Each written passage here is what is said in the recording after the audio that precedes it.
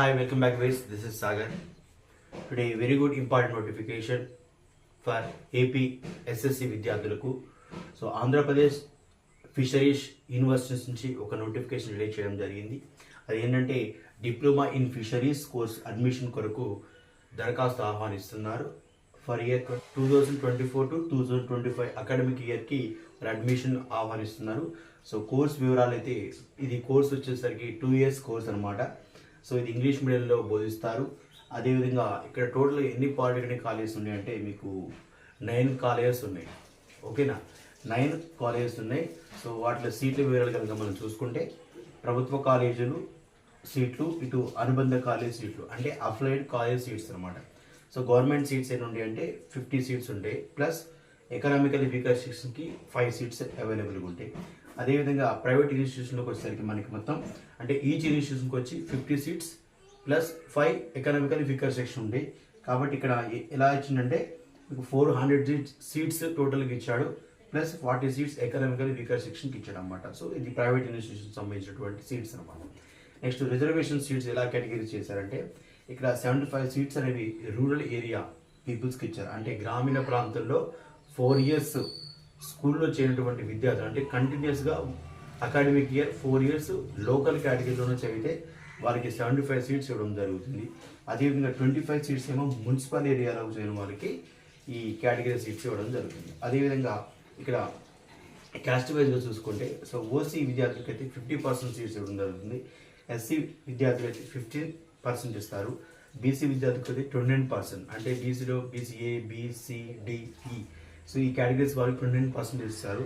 So ST కేటగిరీలో 6% ఇవ్వడం జరుగుతుంది. సో ఇక్కడ చిల్డ్రన్ ఆర్బన్ పీపుల్స్ అనమాట, సో 2% ఇవ్వడం జరుగుతుంది. దీనికి ఒక అర్హత ఏంటంటే ఇక కంప్లీట్గా అభ్యర్థులు అనేవారు ఇక సిబిఎస్ఈ విద్యార్థులైనా కావచ్చు, ఐసిఎస్సి విద్యార్థులైనా, లేదా ఏపీబిఎస్సి అంటే బోర్డ్ ఆఫ్ సెకండరీ ఎడ్యుకేషన్ వాళ్ళు, లేదా NIOS national institute of open schools కావచ్చు, లేదా ఓపెన్ స్కూల్ స్టడీస్ సెంటర్స్ కావచ్చు.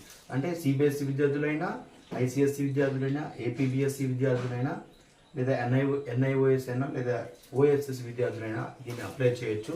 సో మార్చ్ 2024 అంటే రీసెంట్గా జరిగినటువంటి మార్చి ఎగ్జామ్ రాసిన వాళ్ళు అర్హులు అనమాట.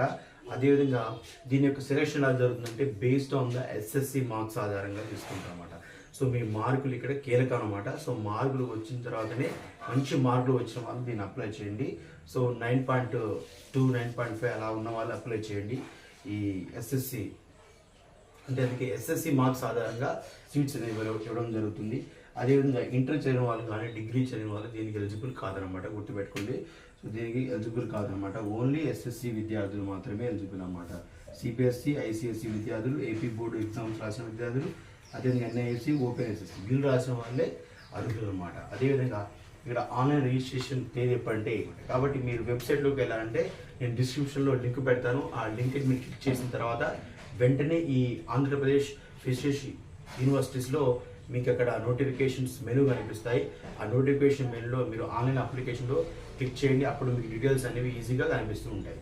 ఓకేనా, అప్పుడు గుర్తుపెట్టుకోండి, online registration and counselling fee 800 rupees for OC, BC, OBC candidates and 400 rupees SC, ST and PHC క్యాండిడేట్స్కి పెట్టడం జరిగింది. అదేవిధంగా మీకు ఇక్కడ మెరిట్ లిస్ట్ ఎప్పుడు ఇస్తుందంటే యాక్చువల్లీ మీకు 29కి వెబ్ కౌన్సిలింగ్ ఇవ్వాలి, కానీ మళ్ళీ డేట్ ఎక్స్టెండ్ చేసి 8 July వరకు ఇవ్వడం జరిగింది. కాబట్టి కౌన్సిలింగ్ అనేది ఆన్లైన్ నిర్వహిస్తారు. ఆన్లైన్ డేట్ కూడా మీరు చూసుకోండి. ఓకేనా, సో ఈ వీడియో కనుక మీకు నచ్చినట్టయితే లైక్ చేయండి, షేర్ చేయండి, ముందుగా సబ్స్క్రైబ్ చేసుకోండి. థ్యాంక్ యూ వరండా.